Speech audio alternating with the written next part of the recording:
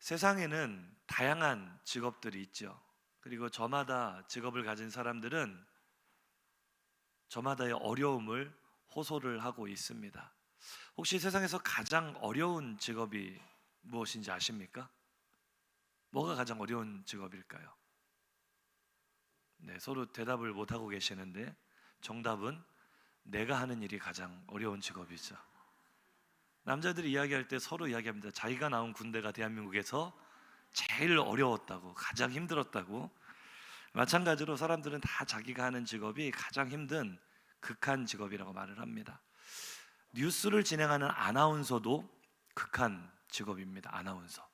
아니, 저 데스크에 앉아서 뉴스 진행하는 게 뭐가 어려워서 극한 직업입니까? 라고 묻는다면 저도 몰랐는데요, 저 뉴스 배경을 만들어내기 위해서요, 어떻게 합니까? 건물 옥상에 올라가서 옥상 끝에 데스크를 만들고, 야, 아나운서 극한 직업이구나. 미용사가 극한 직업이라는 거 아십니까? 미용사가요? 자, 손님 머리 어떻게 해드릴까요? 저 박서준이요.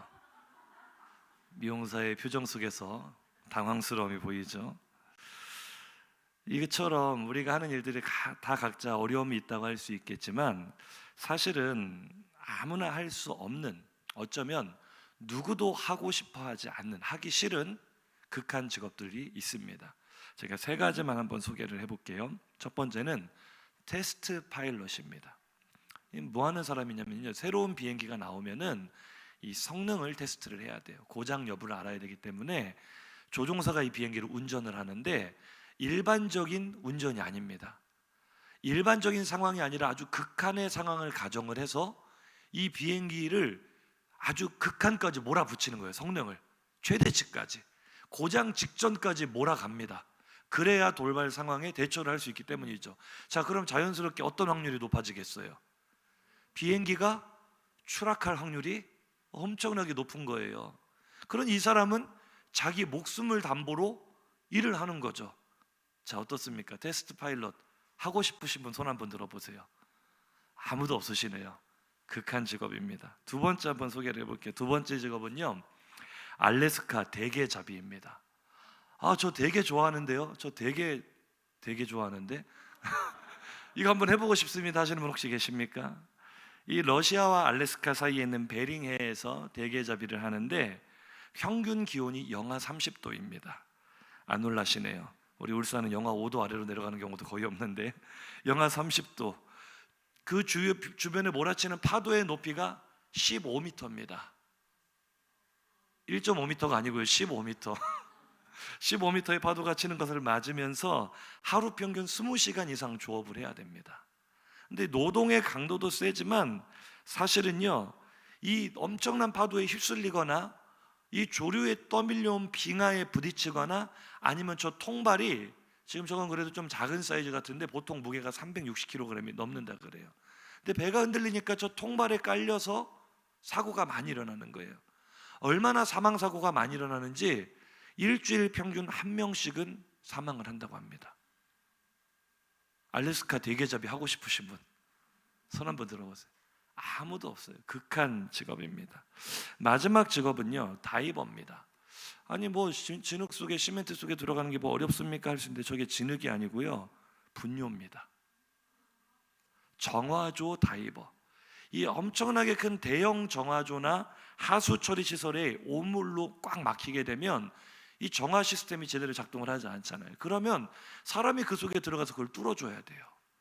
특수 장비, 잠수복을 다 입고 들어가지만 워낙에 심한 악취와 또 이 오염 물질이잖아요. 유독가스를 내뿜는, 그 속으로 철제 케이지를 타고 들어가는데 이 잠수복이 조금만이라도 찢어지게 되면은 곧바로 사망에 이를 수 있는 세상에서 가장 더럽고 가장 위험천만한 일입니다. 정화조 잠수부 제가 한번 해보겠습니다. 우리 청년들 중에 지원자, 지금 세 가지 제가 극한 직업을 소개를 해드렸는데 아무도 하겠다는 사람이 없습니다. 자, 그러면 제가 또 다른 진실 하나를 말씀해 드리면 어떨까요? 방금 보여드린 이 세 가지 직업은요, 평균 연봉이 최소 3억 원 이상입니다. 갑자기 청년들의 눈빛이 달라지고 있어요. 3억 원 이상, 이제 갑자기 해볼만 하다는 눈빛으로 바뀌고 있어요. 어떻습니까? 세상에 참 여러 가지 극한 직업이 있죠. 우리가 세상에서 생계를 유지하기 위한 수단으로 갖는 것을 직업이라고 합니다. 하지만 우리에게는 직업만 있는 것이 아니라 직분도 있죠. 그리스도인이 그리스도인답게 살기 위해서, 하나님의 나라를 이루기 위해서 가지고 살아가는 것을 우리는 직분이라 합니다. 한번 인사하시죠. 성도님은 직분자입니다. 이 직분에 대한 얘기를 오늘 본문이 하고 있는 거예요. 오늘 본문 1절을 한번 읽어보겠습니다. 시작. 우리가 하나님과 함께 일하는 자로서 너희를 권하노니 하나님의 은혜를 헛되이 받지 말라. 아멘. 직분에 대한 이야기라고 했는데 은혜에 대한 이야기가 먼저 나옵니다. 그런데 은혜를 받으면 받는 거지 헛되이 은혜를 받는 것이 무엇일까? 좀 의미를 이해하기 어려운 말씀으로 시작을 합니다. 그런데 오늘 우리 성경에는 고린도후서 6장 1절이 새로운 내용의 시작인 것처럼 기록이 되어 있지만 헬러 원어를 보니까 6장 1절이 처음 시작하는 단어가 그러나 또한이라는 접속사로 시작이 되고 있어요. 무슨 말입니까? 6장 1절의 내용과 앞서 있는 내용이 연결이 된다는 뜻이겠죠. 그러나 또한 너희는 은혜를 헛되이 받지 말아라. 무슨 의미일까? 이 앞에 있는 그 절을 살펴봐야 이 바울이 말하는 은혜가 무엇인지를 알 수 있을 것 같습니다. 6장 1절 바로 앞에 있는 5장 21절 화면 보시면서 읽어보겠습니다. 하나님이 죄를 알지도 못하신 이를 우리를 대신하여 죄로 삼으신 것은 우리로 하여금 그 안에서 하나님의 의가 되게 하려 하심이라. 아멘. 바울이 말하는 은혜가 무엇입니까? 은혜는 우리가 흔히 말하기를 자격이 없는 자에게 값없이 주시는 선물이라고 말을 합니다. 그럼 우리가 받은 선물이 무엇입니까? 이 대속의 은혜라는 것은 사실 말로 다 형용할 수 없는 엄청난 것입니다. 우리는 예수님의 대속의 죽음을, 십자가의 죽음을 이렇게 오해할 때가 있어요. 내 속에 죄가 있으니까 이 죄를 가지고는 내가 하나님을 볼 수도 없고 하나님의 나라에 들어갈 수 없으니까 내 속에 있는 죄를 꺼내서, 내 속에 있는 죄를 대신 꺼내서 예수님이 대신 짊어지시고 십자가에 죽으셨다. 물론 어느 정도는 의미적으로는 맞는 이야기일 수도 있겠지만 이것은 우리가 우리의 죄를 너무나 간과하는 생각입니다. 우리는 내 속에 죄가 들어있다라고 여길 때가 많은데 성경은 우리에게 그렇게 말하지 않습니다.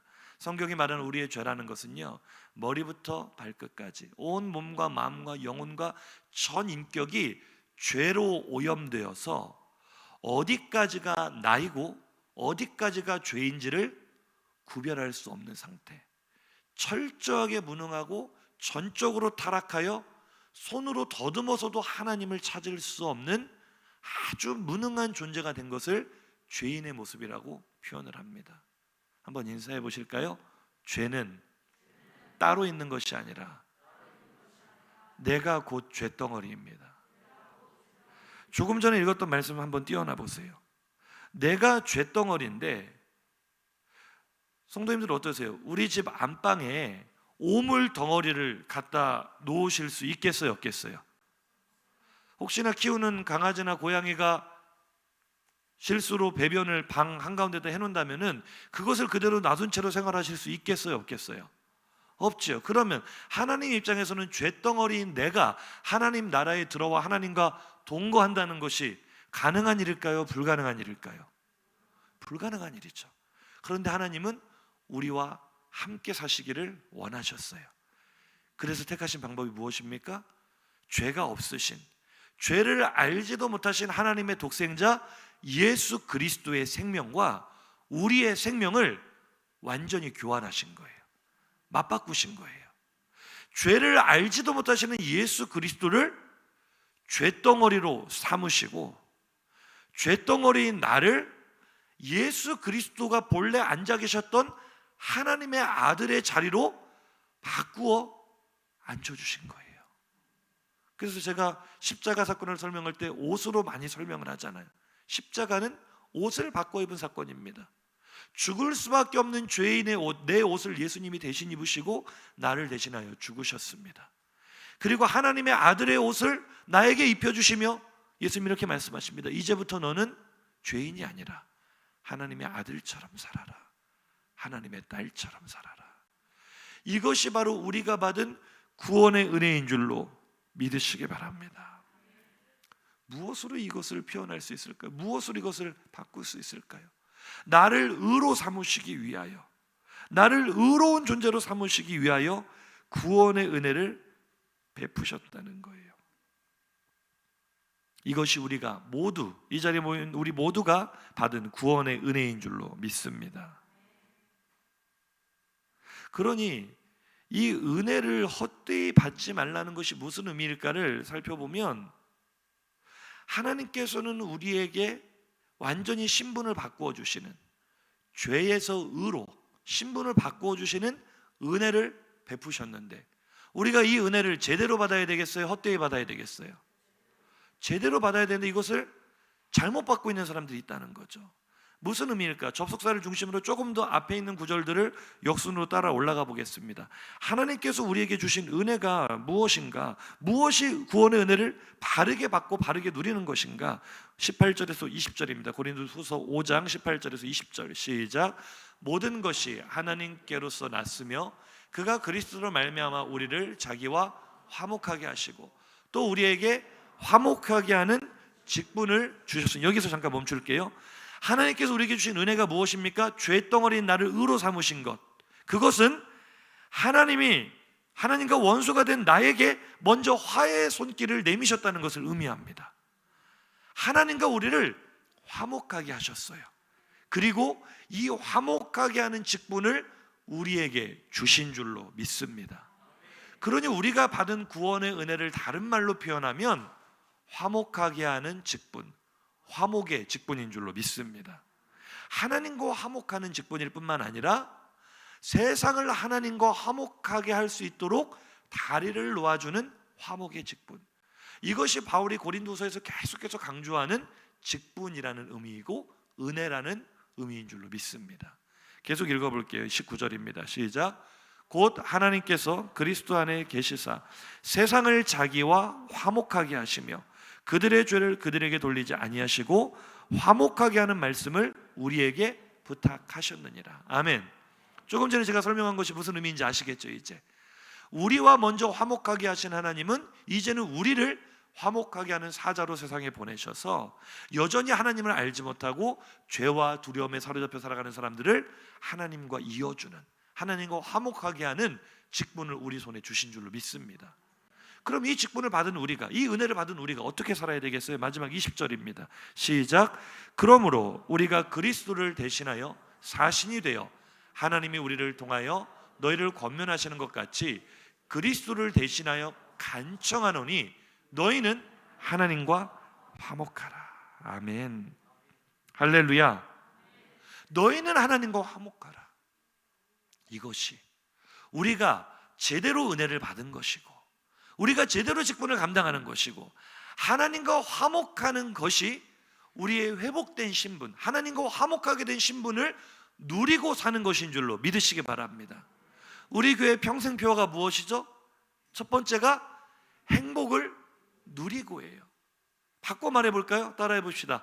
화목을 누리고, 행복을 누리고, 은혜를 누리고, 하나님의 나라를 누리고, 이것이 은혜를 헛되이 받지 않고 제대로 받은 사람들의 모습인 줄로 믿습니다. 한번 인사하시겠습니다. 은혜를 제대로 받고 계십니까? 근데 바울이 오늘 말하는 거예요. 이런 큰 은혜, 화목하게 하는 직분을 받고서도 그것이 무엇인지를 깨닫지 못하고 헛되이 받아 쏟아버리고 있는 사람들이 있다고요. 옛날 어떤 마을에 포도주 가게를 운영하는 두 사람이 있었는데요. 시골 마을이기 때문에 포도주가 다 떨어졌어요. 그래서 포도주를 사러 읍내로 마차 한 대를 빌려서, 옛날에 차가 없을 때니까 마차 한 대를 빌려서 둘이 같이 포도주를 사러 가는 겁니다. 왜냐하면 각각 마차를 빌리는 것보다 둘이 같이 가는 것이 훨씬 경제적이고 효율적이기 때문에 간 것이죠. 가서 읍내에서 큰 통나무 통에 있는 포도주 한 통을 사왔습니다. 양이 너무 많았기 때문에 우리 한 통을 사서 우리 동네에 돌아가서 서로 반반씩 나눕시다 라고 값을 지불하고 포도주 통을 타서 이제 마차에 싣고 돌아오는 거예요. 근데 그때가 겨울이었어요. 날씨가 막 춥거든요. 그러자 한 사람이 자기 주머니 속에서 1,000원짜리 하나를 꺼내면서 이 옆에 있는 친구에게 주면서 말하는 겁니다. 여보게, 내가 지금 너무 몸이 추워서 그런데 당신 몫에서 포도주 한 잔만 나에게 팔아주게. 내가 포도주 한 잔을 사 먹겠네. 1,000원을 주고 포도주 한 잔을 사 먹었어요. 그러자 그 마시는 모습을 보고 있던 그 친구가 자기도 몸이 추운 거예요. 그래서 방금 받았던 1,000원짜리를 다시 그 친구에게 돌려주면서 나도 한 잔만 사 먹자. 그래서 그 친구도 한 잔을 사 먹었어요. 그렇게 마을에 돌아올 동안 서로 1,000원짜리를 주거니 받거니 하면서 포도주 한 통을 다 마셔버렸어요. 동네 도착해서는 취해가지고 한다는 말이, 야, 우리는 기적의 사나이들이다. 1,000원을 가지고 포도주 한 통을 다 비우다니. 기적의 사나이들이 아니라 포도주를 헛되이 받은 사람들이죠. 분명히 받았는데, 얻었는데 쏟아버리는 거예요. 오늘 예수 믿는 고린도 교회 성도들에게, 오늘 이 시간 이 자리에 있는 우리 수많은 성도들에게 바울 사도가 간청하는 겁니다. 너희는 하나님과 화목하라. 바꿔 말하면 너희는 은혜를 헛되이 받지 말아라. 오늘 은혜를 헛되이 받는 사람들이 너무나 많다는 거예요. 지금 내 모습은 하나님 앞에서 자유를 누릴 처지가 아니다. 나에겐 너무나 많은 부끄러움과 죄악이 있다. 나는 떳떳하지 못하다. 지금 죽어서 천국 가시겠습니까? 라고 제가 질문은 하지 않겠습니다. 질문하면 제 마음이 아플 것 같아요. 제가 집회할 때마다 물어보면은요, 저는 지금 죽어도 천국 갑니다라고 당당하게 손드는 사람이요, 정말 많아도 30%가 안 돼요. 10명 중에 3명도 안 돼요. 한번 해볼까요? 손 한번 들어볼까요? 네, 표정을 보아하니 들지 않도록 하겠습니다. 성도님들 어떠십니까? 지금 이 순간 예수님 재림하시면 할렐루야 예수님 맞이하면서 천국 들어갈 자신이 있으십니까? 보세요. 아멘이 지금 30%밖에 안 나오잖아요. 아멘은 아멘인데 조금 다시 한번 여쭤보겠습니다. 천국 갈 자신 있으십니까? 이것을 강요된 아멘이라고 합니다. 자신이 없어요. 내가 살아온 내 꼴을 보니, 내 모습을 보니 여전히 회개해야 될 죄짐을 지고 살아가요. 무슨 생각을 합니까? 내가 지금은 천국 갈 자신이 없지만 죽기 전에는 이 죄 다 회개하고 천국 가야지. 지금 마음이 좀 뜨끔하신 분 계시지 않습니까? 아니, 우리가 언제 하나님이 부르실 줄 알고요. 늘 우리가 하나님은 우리의 구원을 나중에 이루어 주겠다, 네가 열심히 노력하면 구원을 획득하게 해주겠다 하신 것이 아니라 예수께서 십자가에서 남기신 마지막 말씀, 다 이루었다. 우리의 구원을 다 이루신 줄로 믿습니다. 이것은요, 채무 관계로 설명할 수가 있어요. 우리 경욱이가 실수로, 우리 경욱이는 절대 그런 친구가 아닙니다. 제가 지금 예를 드는 거예요. 맨 앞자리에 앉아있기 때문에. 실수로 친구하고 시비가 붙어가지고 몸싸움을 벌였는데 이 친구가 하고 넘어지면서 이 앞니가 다 부러져 버린 거예요. 합의금이 얼마나 많이 나왔는지 합의금이 1억이 나왔어요. 1억. 안 놀라는 거 보니까 경욱이는 통장 속에 1억 정도는 있나 보다. 이 합의금을 어떻게 감당하겠어요? 이 합의금을 갚지 못하면 자기는 감옥에 가야 돼요. 그러면 그 사실을 알게 된 이영애 집사님이, 경우가 잘 가? 엄마가 면회 갈게. 이렇게 하실까요? 아니면은 있는 돈 없는 돈 다 끌어와서 그 돈을 갚아줄까요? 그게 부모의 마음이죠. 갚아주겠죠. 그런데 갚아줬는데 경욱이가, 나 1억 어떻게 갚지? 내가 어떻게 일을 해야 되지? 내가 어떻게 알바를 할까? 이거 어떻게 평생을 갚아야 될까? 늘 근심하고 고민하며 살아간다면 그것을 다 갚아준 부모님의 입장에서는 답답할까요? 안 답답할까요? 답답해요. 하나님은 예수 그리스도의 대속의 죽음을 통하여 우리의 모든 죄의 값을 다 지불하신 줄로 믿으시면 아멘 하시기 바랍니다. 근데 나는 여전히 채무를 가진 사람처럼 살아간다니까요. 예수께서 다 갚으셨는데 여전히 나는 갚아야 될 죄가 많은 사람처럼 살아가요. 물론 우리가 죄를 짓죠. 구원의 은혜를 받고 나서도 이 기독교에 대한 대표적인 오해가 무엇입니까? 야, 예수 믿는 너희들은 온갖 나쁜 짓은 다 하고 나서도 회개만 하면 다 천국 간다며? 누가 그럽니까? 누가 그래요? 누가 회개하는 것을 그렇게 무슨 수표 남용하듯이 그냥 죄 짓고 면죄부처럼 회개만 하면 천국 간다고, 그게 구원받은 사람이라고 누가 말할 수 있어요? 구원을 받은 우리도 죄를 짓지만 우리는 이 연약함까지도 예수께서 십자가에서 담당하신 것을 알기 때문에 우리가 구원을 얻는 칭의의 회개는 단회적이지만 우리는 우리의 성화를 위해서, 예수님 닮아가는 모습을 위해서 평생토록 반복적으로 우리의 자범죄에 대하여 계속해서 회개를 하는 거예요. 예수의 보혈로 나를 덮어주시기를, 오늘 우리가 왜 참회 기도를 했습니까? 구원받았지만, 구원의 은혜를 받아서 하나님과 화목하게 하는 직분을 얻었지만, 우리가 한 주간 동안 살아가면서도 그 직분대로 못 살 때가 많잖아요. 우리가 그 은혜를 잃어버리고 또 죄를 지을 때가 있잖아요. 그럼 우리가 또다시 주님께 간구하는 거예요. 주님, 나를 주님의 보혈로 덮어주시고 내 안에 교만한 마음, 죄악된 마음 다 씻어주시고 다시 화목의 직분에 걸맞게 살아가게 해주세요. 이렇게 살면 되는데, 성도들이요, 구원의 은혜를 헛되이 받는다는 것은 무엇입니까? 내가 구원받았다는 사실을 믿지를 못하는 거예요. 예수의 능력을 내 삶보다 더 작게 보는 거죠. 나는 이러이러하기 때문에 지금 내 모습으로는 천국 갈 수 없어. 살아서도 천국을 못 누리는데 어떻게 죽은 후에 천국을 가겠다고 확신할 수 있겠습니까? 우리의 구원은 이미 다 이루신 줄로 믿으시면 아멘 하시기 바랍니다. 어떤 분들은요, 이미 받은 이 구원의 은혜를 깨닫지 못하고 늘 죄책감에 눌려 살면서 이런 생각을 합니다. 지금 나는 구원을 받을 수 없지만, 지금 나는 구원받을 자격이 없지만, 내가 선한 일을 많이 하면, 내가 교회 봉사를 많이 하면, 내가 예배 생활, 11조 생활을 잘하면, 이런 어떤 나의 선한 행위나 노력이나 공로로 구원을 앞으로 획득할 수 있다라고 믿는 사람들이 상당히 많습니다. 하나님께 내가 어떤 착하고 선한 존재로 인정받아야만 구원을 받는 것이라고 착각하는 거죠. 이건 세상 종교의 방법 아닙니까? 이것은요, 구원을 헛되이 받고 쏟아버리는 전형적인 모습입니다. 갈라디아서 5장 4절입니다. 시작. 율법 안에서 의롭다함을 얻으려 하는 너희는 그리스도에게서 끊어지고 은혜에서 떨어진 자로다. 아멘. 은혜에서 떨어진 자처럼 살고 있지는 않습니까? 내 노력, 내 실력으로 하나님께 인정받고 구원받을 수 있다라고 착각하면서, 그게 아니에요. 한번 인사해 보실까요? 예수님을 영접한 우리는 이미 구원받았습니다. 이미 은혜를 받았습니다. 그것을 누리며 삽시다. 우리에게 주신 구원의 은혜, 화목의 직분을 누리며 사시기를 주님의 이름으로 축복합니다. 그게 오늘 본문 2절의 말씀이에요. 바울이 이사야서를 인용하면서 이렇게 말합니다. 시작. 이르시되 내가 은혜 베풀 때 너희에게 듣고 구원의 날에 너를 도왔다 하셨으니 보라 지금은 은혜 받을 만한 때요, 보라 지금은 구원의 날이로다. 아멘. 내일이 은혜 받을 때라고요? 10년 후가 은혜 받을 때예요? 죽기 직전이 은혜 받을 때입니까? 지금 우리가 은혜를 충만히 받았다는 겁니다. 지금의 구원의 은혜를 누리며 살아갈 때라는 것입니다. 이 은혜를 헛되이 받지 마시고 제대로 받고 제대로 누리시기를 주님의 이름으로 축복합니다. 그러니 우리가 이 은혜를 누린다는 것은 예수님의 보혈로 씻음을 받았어요. 성령의 능력으로 날마다 거룩해집니다.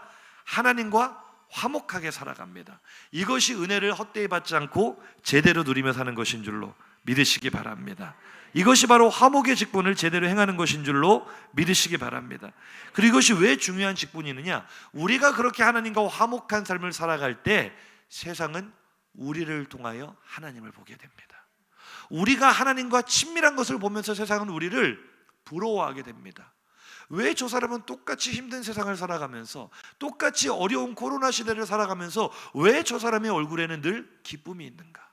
왜 저 사람의 얼굴에는 늘 평안이 있는가? 왜 저 사람에게는 늘 행복이 있는가?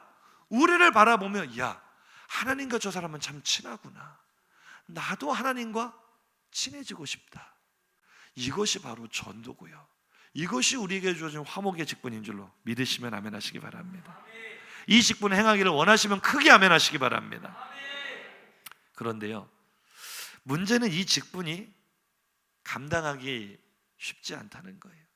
감당하기가 참 녹록지 않은 극한 직업 아니고 극한 직분이라는 겁니다. 이 화목의 직분을 감당하기 위해 치러야 할 대가들이 있습니다. 오늘 본문 3절에서 4절 상반절입니다. 시작. 우리가 이 직분이 비방을 받지 않게 하려고 무엇에든지 아무에게도 거리끼지 않게 하고 오직 모든 일에 하나님의 일꾼으로 자천하여 많이 견디는 것과, 아멘. 인사하시겠습니다. 많이 견디셔야 합니다. 많이 참으셔야 합니다. 예수를 믿는다는 것은, 화목의 직분을 받았다는 것은 이제 더 이상 내가 하고 싶은 대로, 내 생각대로, 내 감정대로 살 수 없다는 것을 의미하는 줄로 믿으시기 바랍니다. 인사하시죠. 조심해야 됩니다. 주의해야 됩니다. 우리도요 사실은 감정을 가진 사람이고요, 우리도 욕망을 가진 사람이고, 우리도 마음대로 살고 싶을 때가 있어요. 그런데 우리가 그렇게 살면 세상은 우리에게 뭐라고 합니까? 꼭 듣는 이야기 있죠. 한번 따라해 보실까요? 예수 믿는 사람이 왜 저래? 이거는 시대와 역사를 막론하고 늘 우리가 들어야 되는 소리. 세상은요 교회를 비난하잖아요. 왜 비난하는지 아십니까? 기대가 없으면 비난도 하지 않아요. 애초부터 교회가 부도덕한 집단이고, 애초부터 교회가 무가치한 집단 같으면 세상이 교회를 욕할 필요도 없어요. 교도소 보면서 욕하는 사람 있습니까? 교도소에 갇힌 범죄자들 보고 막 비난하는 사람도 있습니까? 아니에요. 사람들이 아무리 교회를 욕하고 비난해도 사실은 교회에 대해서 기대하는 바가 있기 때문에 세상도 알아요. 예수 믿는 우리가 달라야 된다는 사실을. 바울은요 자신이 받은 이 화목의 직분이 비방을 받지 않게 하려고, 방금 말씀 띄워보세요. 어떤 일에든지 무엇에든지 아무에게도 거리끼지 않게 하려고, 다른 사람에게 폐를 끼치지 않게 하려고 많이 조심했습니다. 말도 조심하고 행동도 조심하고, 내가 손해를 봤으면 받지 다른 사람에게 해를 끼치지 않으려 하고, 자신의 손으로 수고하면서 정말 그러면서도 받는 비방들을 끝까지 견뎌내면서 이 복음의 직분에 합당하게 살려고 노력한 줄로 믿습니다. 그것이 우리의 삶이 되기를 간절히 소망합니다. 막 하고 싶지만 하지 못할 말들이 있는 거예요. 막 쏟아붓고 싶지만 속으로 삭혀야 되는 감정도 있는 거예요. 왜요? 우리는 화목의 직분을 가졌기 때문에.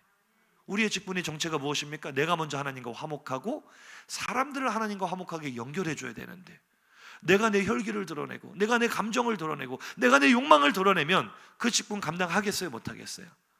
못하는 거예요. 그래서 바울이 말하죠. 스스로를 굴레 씌운다는 표현을 하죠. 우리가 예수를 믿었다는 것은 어떤 의미에서는 하나님은 우리에게 자유를 주셨지만, 마치 출애굽기의 종이 문설주에 자기의 귀를 뚫으며 나는 종이 되기를 원합니다 고백하는 것처럼, 저는 이 고백을 참 좋아하거든요. 한번 따라해 보실까요? 자유를 주셨지만 구속 더 원합니다. 왜냐하면 우리의 자유가 우리의 욕망으로 흐르게 되면 그것은 반드시 방종이 되거든요. 우리는 차라리 예수께 매인받아요. 말도 함부로 할 수 없고 행동도 함부로 할 수 없지만 그것이 마땅히 직분을 위하여 행할 일입니다. 고백하는 성도들 되기를 간절히 소망합니다. 아멘은 하시지만 쉽지 않잖아요. 제가 어린 시절 가장 큰 스트레스가 뭐였는지 아세요? 너는 목사 아들이니까 교회에서 뛰어다녀도 안 되고 큰 소리를 내도 안 되고 학교에 가서 친구랑 싸워도 안 되고 욕도 한마디 하면 안 되고 절대로 친구를 때리면 안 된다. 아니 제가 어디를 봐서 친구를 때리게 생겼습니까? 이렇게 선하고 착하게 생겼는데 어디를 봐서 제가 그런 일을 하겠다고. 근데 그렇게 늘 압박감 속에 숨조차 쉬지 못하고, 아마 지금도 수많은 목회자 자녀들은, 수많은 중직자 자녀들은 교회 안에서 그렇게 살아갈지 모릅니다. 그 압박감, 그때는 그게 참 싫었어요. 제가 죽을 때까지 잊지 못한 한 가지 사건은요 5살 때로 기억합니다. 그때 교회 근처에 뭐 놀이터도 없었고 아버지가 부목사님이셨는데 교회에 큰 대형 버스가 있었어요. 공터에, 주차장에. 그때 주차장은 포장도 안 되는 자갈밭이어서 제가 하도 놀거리가 없으니까 요만한, 잘 보십시오, 진짜 요만합니다. 진짜 요만한 돌멩이 하나를 들어가지고 교회 타이어를 이렇게 맞추면서 놀고 있었어요. 버스 타이어를. 그 모습을 저희 어머니가 보신 거예요. 그대로 호출이 되었습니다. 종아리에 피가 터지도록 회초리를 맞았습니다. 하나님의 성물을 함부로 했다는 죄목을 5살짜리에게 씌워서 종아리에 피가 터지도록 맞은 저는 죽을 때까지 그 사건을 잊지 않을 겁니다. 얼마나 힘들어요. 5살밖에 안 돼도 할 수 없는 일들이 너무나 많은 거예요. 이 굴레가 너무 싫어서 답답하다고 생각을 했었는데, 가만히 생각해 보면 목사 아들이어서가 아니라 화목의 직분을 받은 우리가 그렇게 사는 게 맞는 거예요. 스스로를 굴레 씌우며 조심하며 겸손하며 다른 사람에게 해를 끼치지 않으며 거리끼지 않게 하려고 우리는 이렇게 그 직분의 무게를 견뎌내야 되는 줄로 믿습니다. 근데 우리는 그 직분을 가볍게 여기면서 내 마음대로 감정대로 살아가고 있지는 않습니까? 누구에게도 거리끼지 않아야 되는데 자신의 언행을 조심하고 물러서고 양보해야 되는데, 어쩌면 우리가 교회에서는 그러겠다고 대답해놓고 삶의 현장에 가서는, 혹은 가정에서는, 직장에서는 내 이의심 때문에 다른 사람에게 욕을 먹으면서 비방을 들으면서 살고 있지는 않습니까? 한번 따라 하시죠. 내가 욕을 먹는 게 아닙니다. 화목의 직분이 욕을 먹는 겁니다. 예수 믿는 것들이 더해, 이런 말을 한다니까요. 우리는요, 힘들지만 어렵지만 바울처럼 오래 참고 견디며 화목의 직분 감당하기를 주님의 이름으로 축복합니다. 그게 그리스도인의 본분이고 삶인 줄로 믿습니다. 제가 지난주에요, 기타를 샀습니다. 17년 만에 새로 기타를 샀어요. 이제 원우를 제가 기타를 가르치려고 17년 동안 제가 찬양 인도할 때 썼던 기타를 원우에게 선물로 줬습니다. 원우야, 한번 열심히 쳐봐라. 그리고 이제 저는 그것을 핑계 삼아 아내에게 허락을 얻는 거죠. 나 기타를 사야 되겠어. 그런데 이제 기타가 비싸니까 중고 거래를 하는데, 중고 거래 위험하잖아요. 사기도 많이 당하고. 그래서 이제 연락처를 주고받고 제가 중고로 기타를 구매하기로 했는데, 연락처를 제 핸드폰에 저장을 하니까 이 카카오톡에 친구로 이렇게 딱 등록이 돼요. 자동으로. 그래서 그 카카오톡을 들어가 보니까 이 프로필 사진이 하나님 말씀이 적혀 있는 거예요. 성경 말씀이. 그리고 그 말씀 구조를 보니까 찬양 인도자 같았고, 그걸 딱 보는 순간 어찌나 마음이 안심이 되든지, 아, 내가 사기는 안 당하겠구나. 물론 이러다가 사기를 많이 당한다고 합니다. 하지만 제 마음에, 아, 이 사람이 믿는 사람이구나, 이 사람이 찬양하는 사람이구나, 이 사람이 하나님의 말씀을 읽는 사람이구나, 그것이 확인된 순간 안심하고 거래를 했고 무사히 기타를 잘 받았습니다. 근데 제가 무슨 얘기 때문에 무엇 때문에 이 얘기를 했냐면은, 예수 믿는 사람이 최소한 이 정도는 되지 않아야 될까요? 믿는 사람이라는 그 증거가 최소한 저 사람은 나에게 해를 끼치지 않아, 저 사람이 나에게 덕을 줬으면 줬지 절대 나를 손해보게 하지 않아, 그 정도 평가는 받을 수 있어야 이것이 화목의 직분을 행하는 믿는 사람들의 모습인 줄로 믿습니다. 그렇게 사시기를 주님의 이름으로 축복합니다. 그렇게 우리가 그런 존재가 되기 위하여, 그런 직분을 감당하기 위하여 누구에게도 거리끼지 않도록 덕을 끼치고 차라리 내가 손해를 보고 견뎌내면, 자, 이제 우리 안에 어떤 기대감이 들어옵니까? 내가 하나님 많이 손해봤습니다, 내가 많이 양보했습니다, 내가 많이 참았습니다, 내가 정말 많은 것을 억누르며 주님의 영광을 위하여, 화목의 직분을 위하여 내가 잘 인내했습니다. 자, 그 다음에 어떤 말이 나와야 될 것 같아요? 뭐 아무것도 바라는 게 없으세요? 만족합니다 이러세요? 그 다음에 우리 안에 당연하게 들어오는 보상 심리가 있어요. 내가 이만큼 주를 위하여 헌신했으니, 희생했으니, 화목의 직분을 감당했으니 하나님은 나에게 어떻게 해주셔야 된다. 대답 좀 해보세요. 어떻게 해주셔야 된다? 복을 주셔야 된다. 그렇죠. 하나님, 이제 내 기도도 좀 들어주세요. 내 마음의 소원도 좀 들어주세요. 물질의 복도 주시고 자녀의 복도 주시고 자녀들 앞길도 좀 열어주시고 믿지 않는 가족들 구원받게 하시고, 기도 제목들 많이 있어요 없어요? 내가 하나님 앞에 화목의 직분을 잘 감당하면, 아니 인지상정이지, 내가 하나님께 이만큼 했으면 나에게 이런 복을 주셔야 되는 거 아닌가? 당연히 사람들이 나를 인정해주고 칭찬해주고 높여줘야 되는 거 아닌가? 이러한 생각을 하기가 쉬워요. 한번 인사하시겠습니다. 극한 직분이 무엇인지 잘 모르시는군요. 왜 이 화목의 직분을 제가 극한 직분이라 이름을 붙였을까요? 바울이요, 많이 참았잖아요, 많이 굴레 썼잖아요, 많이 양보했잖아요, 많이 손해봤잖아요. 그 결과가 무엇이었습니까? 오늘 본문 4절 하반절부터 5절을 읽어보겠습니다. 시작. 환난과 궁핍과 고난과 매맞음과 갇힘과 난동과 수고로움과 자지 못함 먹지 못함 가운데서. 아멘. 바울이 몸소 보여준 화목의 직분은 그야말로 극한 직분이었어요. 그렇게 수고하고 그렇게 쓰고, 뒷부분 보세요. 수고로움과 자지 못함과 먹지 못함. 저도요, 사랑의 교회 고등부 사역할 때는요, 애들은 많죠. 주일 하루가 부족해요. 아침 7시 예배부터 저녁 9시까지를 쉬지도 않고 저는 주일 전에 잠도 잘 안 잡니다.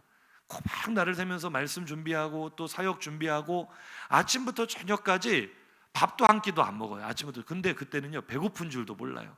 정신없이 아이들은 상담하겠다고 쏟아져 나오죠. 또 뭐 제자 훈련 양육도 해야죠. 팀 사역도 지도해야죠.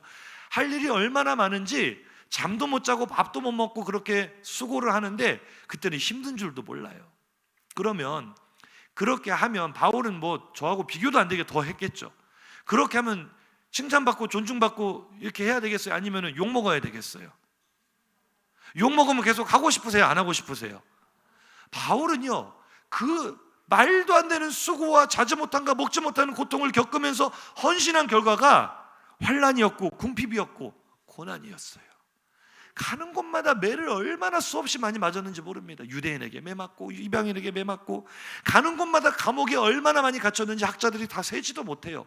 도대체 바울이 몇 번이나 감옥에 들어간 건지 일치된 의견이 안 나올 정도로 수도 없이 감옥에 갇혔습니다. 난동, 사람들이 바울을 둘러싸고 죽이려고 했던 적이 한두 번이 아닙니다. 실제로 돌에 맞아 바울이 죽은 줄 알고 내다 버린 적도 있어요. 어떻게 이럴 수가 있어요? 하나님께서 내게 주신 하나님과 화목하기 위한 직분, 구원의 은혜를 누리기 위한 직분, 세상을 하나님과 화목하게 하려는 이 화목의 직분을 감당하려고 많이 참았는데 돌아오는 것은 이처럼 처절한 고통이었고 얼마나 괴로웠겠습니까? 그래도 바울은요, 자신이 받는 대우와 정반대의 선을 행합니다. 6절에서 7절 한번 보세요. 깨끗함으로 했어요. 지식으로, 오래 참음으로, 자비함으로, 성령의 감화와 거짓 없는 사랑과 진리의 말씀과 하나님의 능력 가지고 의의 무기를 양손에 하나씩 들고 끝까지 충성했어요. 끝까지 충성했어요. 그 결과 이쯤 되면 사람들이, 야, 바울은 정말 대단한 분이야, 정말 영광을 받아야 되고 아름다운 이름을 가진 사도야, 이렇게 인정을 해야 맞겠어요, 안 맞겠어요? 그렇게 인정해 주는 사람은 아주 극소수였습니다. 아주 극소수. 대다수의 사람들은 바울을 이렇게 생각했어요. 고린도후서 6장 8절입니다. 시작. 영광과 욕됨으로 그러했으며 악한 이름과 아름다운 이름으로 그러했느니라. 대부분의 경우, 특히 고린도 교회에서는 대다수의 사람들이 바울을 욕되고 악한 이름으로 평가했습니다. 그렇게 수고하는데, 그렇게 자신들을 위해 헌신하는데도 늘 바울을 비방했어요. 늘 바울을 비난해서 못 잡아먹어서 안달이었어요. 뭐라고 합니까? 바울을 거짓 사도, 속이는 자라고 해요. 바울이요, 복음을 값없이 전하게 해요. 바울 당시에는요, 이 그리스 철학자들, 연사들이 많았는데요, A급 연사들은요, 사람을 많이 모아놓고 직접적으로 비싼 값을 요구를 해요. 강연비를 내라는 거예요. 그럼 사람들이요, 오늘날 콘서트 가듯이 비싼 돈을 지불을 하고 그 사람의 강연을 듣습니다. 그런데 바울은요, 그들보다 훨씬 더 지식이 많고 그들보다 배운 것이 훨씬 더 많음에도 불구하고 복음을 값없이 전하기 위하여 무료 강연을 했어요. 무료로, 돈을 받지 않고 값없이 설교를 전하다 보니까 사람들이 뭐라 그래요?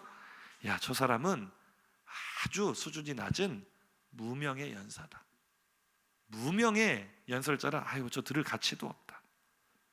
돌에 맞아서 죽은 줄로 알고 바울을 죽은 자로 여기기도 했고요, 하나님께 징계를 많이 받아서, 벌을 받아서 감옥에 갇힌 범법자로 여기기도 했고요, 육체의 질병 때문에 늘 고통받으며 근심하는 자라고 말했고요, 육체 노동, 천막 짓는 일을 하지 않으면 생계조차 꾸려갈 수 없는 아주 가난한 자로 여겼고요, 지식도 언변도 외모도 모든 것이 떨어지는 아무것도 갖지 못한 초라한 자로 바울을 여겼다는 거예요. 욕되고 아주 악한 이름으로 바울을 기억했던 거예요. 누가 이런 직분 감당하고 싶겠습니까? 우리의 일종의 보상심리, 이만큼 내가 헌신했으면 좋은 평가 받게 해주셔야죠. 하나님, 내가 이만큼 노력했으면 나에게도 복 주셔야죠. 나에게도 좀 위로를 주셔야죠. 그런 생각이 누구에게나 있을 텐데, 내가 평생 예수 믿고 주를 위해 헌신한 대가가 겨우 이것인가? 좌절하게 되는 순간이 바울뿐만 아니라 우리에게도 찾아올 수 있다는 사실을 기억하시기 바랍니다. 말도 안 되는 일들을, 온갖 못 볼 꼴을 다 보면서 하나님께 배신감 느낄 때 있지 않으세요? 내가 주를 위해 이만큼 헌신했는데, 내가 날마다 기도의 재단을 쌓으며 날마다 수고하고 헌신하고 교회를 위해 봉사했는데 나에게 일어나는 일들은, 아니, 그쯤 되면은 막 자녀들도 다 잘 되고 예수도 잘 믿고 막 물질도 막 펑펑 벌리고 이래야 되지 않겠어요? 우리가 그런 거 기대하지 않겠냐고요. 예수 잘 믿었으니까, 화목의 직분을 위하여 스스로 많은 굴레를 쓰면서 견뎠으니까 그런 거 받아야 되지 않겠어요? 그런데 자녀들은 말도 안 듣죠.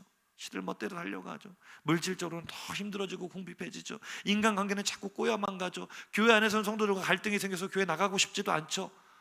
이게 자꾸 환난과 고난과 궁핍이 찾아오게 되면은 누구라도 이 직분을 나 이제 더 이상 못하겠습니다, 내려놓고 싶을 거예요. 이때 바울은요, 화목의 직분을 받은 성도가 어떻게 살아야 되는가 하는 본을 보여줍니다. 고린도후서 11장 12절입니다. 시작. 나는 내가 해온 그대로 앞으로도 하리니 기회를 찾는 자들이 그 자랑한 일로 우리와 같이 인정받으려는 그 기회를 끊으려 함이라. 아멘. 어떻게 바울은 그 초라한 열매 앞에서도 견뎌낼 수 있었습니까? 오늘 이 고백이 우리 성도님들의 고백이 되시기를 주님의 이름으로 축복합니다. 환난과 궁핍과 고난이 찾아와도 한번 따라 하실까요? 나는 해온 그대로 앞으로도 할 것입니다. 계속 따라 하실까요? 열매가 없어도, 보상이 없어도, 못 볼 꼴을 봐도 그대로 할 것입니다. 정말 그렇게 사시기를 주님의 이름으로 축복합니다. 어떻게 그런 일이 가능합니까? 라고 물은다면 성경이 우리에게 대답해 줍니다. 고린도서 5장 17절입니다. 시작. 그런즉 누구든지 그리스도 안에 있으면 새로운 피조물이라. 이전 것은 지나갔으니 보라 새 것이 되었도다. 아멘.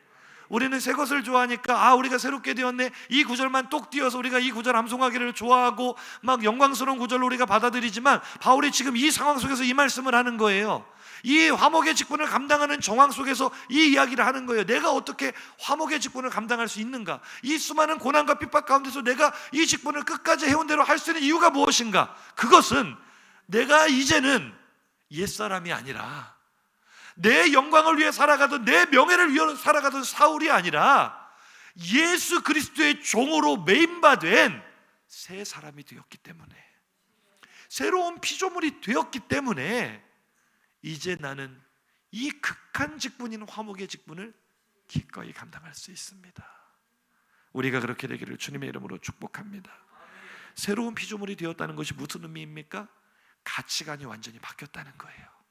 옛날에는 물질이 최고의 가치였고, 내 자존심이 더 귀한 가치였고, 내 명예나 내 어떤 이 마음이, 아니면 내 이익이 더 중요한 가치였다면, 새 피조물이 된 다음에는 오직 예수, 오직 예수만이 유일한 가치가 된다는 것을 의미하는 겁니다. 고린도서 5장 15절입니다. 시작. 그가 모든 사람을 대신하여 죽으심은 살아있는 자들로 하여금 다시는 그들 자신을 위하여 살지 않고 오직 그들을 대신하여 죽었다가 다시 살아나신 이를 위하여 살게 하려 함이라. 아멘. 할렐루야. 여전히 자기 자신을 위해 살아가는 사람들에게는 이 화목의 직분은 도저히 감당하지 못할 극한 직분입니다. 그런데 이제 새 피조물이 되어 더 이상은 나를 위해 살아가지 않고 예수를 위해 살아가는 사람들에게는 가장 영광스러운 극한 직분인 줄로 믿으시기 바랍니다.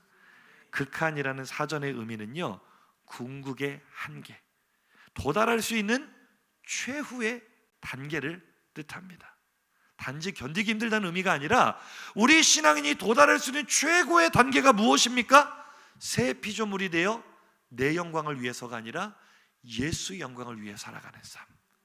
열매가 초라할지라도, 못 볼 꼴을 볼지라도, 비방을 받고 환난과 궁핍과 고난이 나를 찾아온다 할지라도 여전히 해왔던 대로 이 화목의 직분을 감당할 수 있는 삶, 극한의 한계까지 이르는, 최종 단계까지 이르는 극한 직분의 사명자들인 줄로 믿으시기 바랍니다.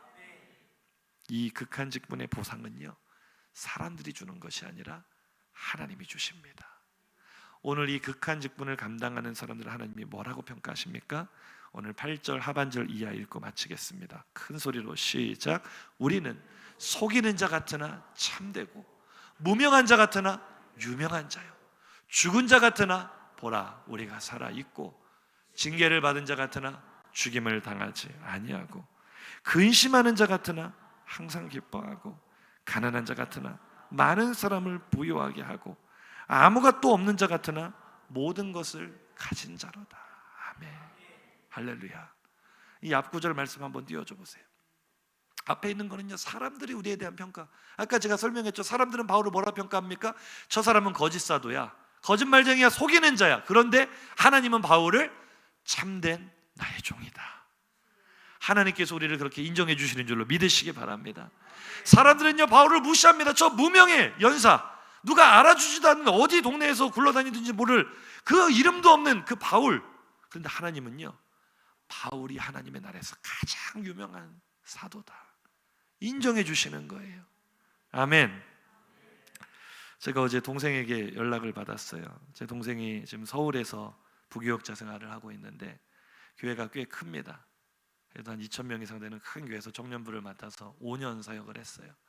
근데 이제 교회에서 오래 있다 보니까 이제 조금 더 배우기 위해서 더 큰 교회로 가야 돼서 이제 올해까지로 사역을 정리하기로 목사님과 말씀을 드리고 이제 다른 사역지들을, 전임 사역지들을 알아보는 거예요. 그런데 제가 그랬거든요. 저는 늘 원칙을 따라가지만 제가 부교역자 전임 사역지를 얻을 때 너무나 큰 상처가 많았기 때문에 동생에게 조언을 해줬어요. 그 목사님께 신뢰되는 거 아니니까 먼저 알아보고 결정된 다음에 말씀을 드려라. 결정도 안 돼가지고 그냥 나가겠다고 말하고 나면 부흥 떠버릴 수 있으니까 좀 진행이 되면서 이야기를 하려 했는데 제 동생도 어쩔 수 없이 우리 식구예요. 우리 식구들은, 저희 가족은 이 주어진 원칙 밖으로 벗어날 줄을 모르거든요. 아무 대책도 없이 이제 목사님과 상의를 하면서 이제 올해까지로 사역을 마무리하겠습니다. 말부터 해놓고 이제 알아보는 거예요. 그래서 이제 본인도 서울에서 꽤 큰 교회에서 청년부 사역을 했으니까 뭐 이름 있는 교회는 아닐지라도, 본인이 유명한 사역자는 아닐지라도 하나님께서 사역의 길 열어주시지 않을까. 순진한 것도 꼭 저를 닮았어요. 세상이 그렇게 만만하지 않은데. 그러니까 서울의 유명한 교회들을 썼습니다. 그런데 또 저랑 또 스토리가 비슷해요. 초반에는 좀 잘 풀리는 것 같이 막 면접도 보러 오라고 하고 이름만 대면 알만한 큰 교회들에서, 그러니까 뭐가 잘 되려나 보다 했는데 추석 전에 안 되겠습니다라는 말을 듣고 코가 석자 하나 빠졌어요. 저도 막 화가 나는 거예요. 요즘 새벽마다 기도할 때 맨 마지막에는 제가 동생들을 위해서 기도를 했거든요. 근데 동생들을 위한 기도기도 하지만 제 개인적으로 한 맺힌 기도기도 했어요. 하나님, 저 하나로는 부족합니까? 저는요 진짜 백도 없고 인맥도 없고 아무것도 없이 맨 땅에 헤딩으로 정면 돌파해왔거든요. 누가 알아줍니까? 이름도 없는 무명의 목회자, 젊은 목회자 누가 알아줍니까?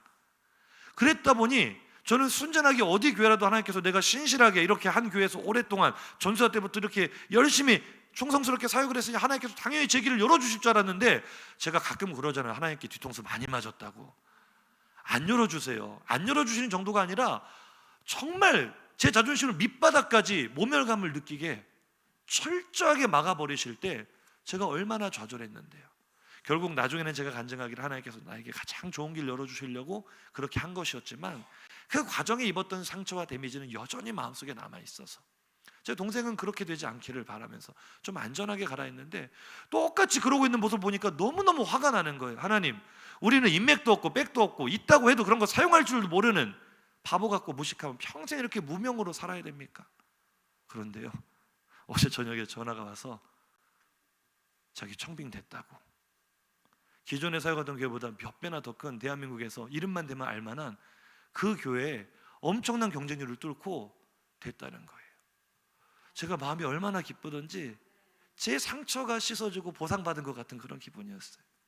우리는 무명한 목회자 같지만 어디 드러낼 줄도 모르고 자신을 포장할 줄도 모르고 인맥 사용할 줄도 모르고 그저 주어진 사명에 감당하면서 아무도 알아주지 않는 초라한 사역자 같지만 제가 나이 36에 담임 목사로 온 거 보세요. 제 동생이 그렇게 뭐 다른 사람 아무 인맥 없어도 그렇게 그런 교회 가는 거 보세요. 무명한 자 같으나 하나님께서 유명한 자로 인정해 주신 줄로 믿으시기 바랍니다.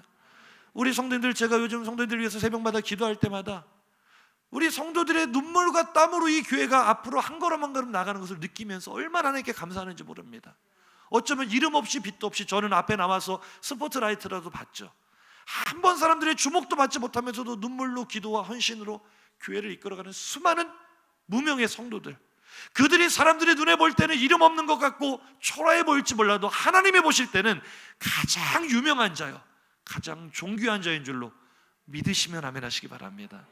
한번 인사하시죠. 성도님은 하나님 나라에서 인기 스타입니다. 믿으시면 아멘 하시죠. 하나님께서 우리를 그렇게 인정해 주셨대요. 그 다음 말씀 계속 보세요. 죽은 자 같으나 살아있고 징계를 받는 자 같으나 죽임을 당하지 않고 근심하는 자 같으나 항상 기뻐하고 가난한 자 같으나 많은 사람을 부유하게 하고.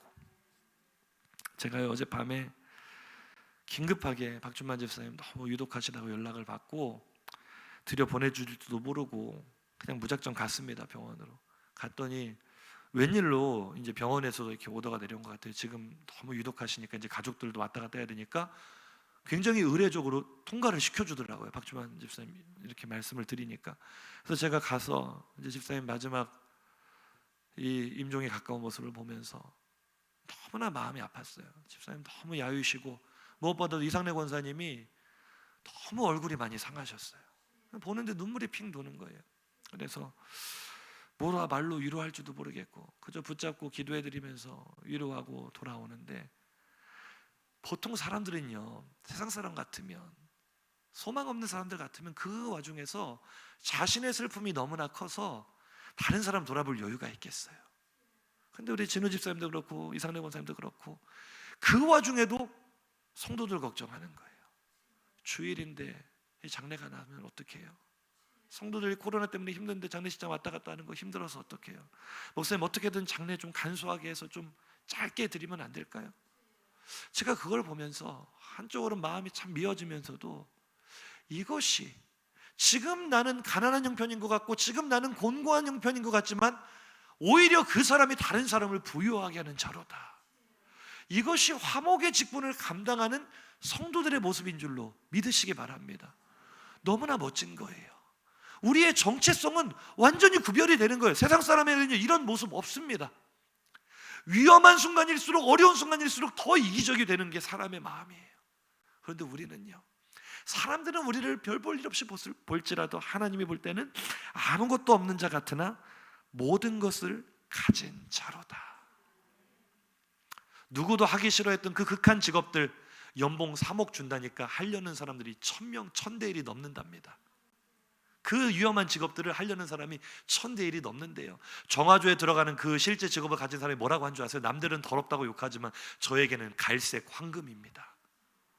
그 대가 때문에 그 위험한 직분도 감당한다면 우리가 하나님께 인정받는 이 영광스러운 직분 감당 못할 이유가 없겠죠. 사랑하는 성도님들, 비록 세상에서 인정받지 못할지라도 오늘도 여태까지 해온 것처럼 감사함으로 기쁨으로 이 화목의 직분, 극한 직분 감당하시기를 주님의 이름으로 축복합니다. 들은 말씀 생각하시면서 우리 찬양하겠습니다. 오늘 성경 말씀이 가사입니다. 곡이 좀 생소하실지라도 앞에 악보를 보시면서 우리의 고백이 되기를 원합니다. 제목도 성도의 노래입니다. 우리가 불러야 될 노래, 우리가 이 세상에 살아가야 될 노래, 함께 고백하기 원합니다. 환난 가난과 고난 수고로움 속에도 성도는 그 믿음을 지켰네. 주를 섬기는 일에 자신을 다 드리며 진리의 말씀과 성령으로 그 길을 걸었네. 우리 다시 한번 고백하겠습니다. 환난 가난과 고난 수고로움 속에도 성도는 그 믿음을 지켰네. 주를 섬기는 일에 자신을 다 드리며 진리의 말씀과 성령으로 그 길을 걸었네. 우리는 새로운 피조물입니다. 그리스도 안에서 새로 가치관이 바뀌었어요. 삶의 목적이 바뀌었어요. 그리스도로 인하여 자유케 되었네. 함께 고백합니다. 우리는 무명하나 유명한 자요.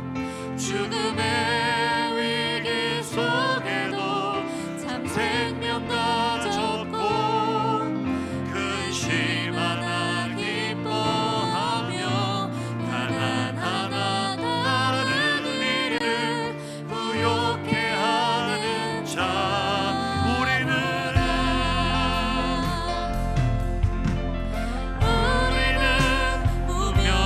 무명하나 유명한 자요.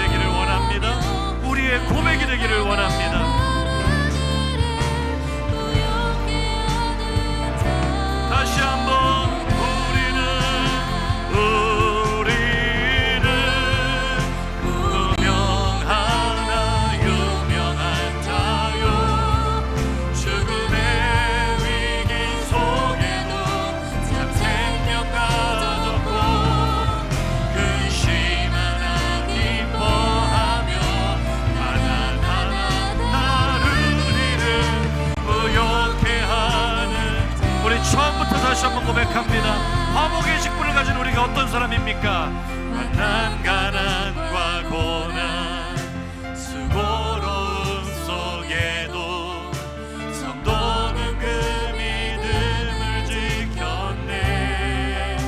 아멘.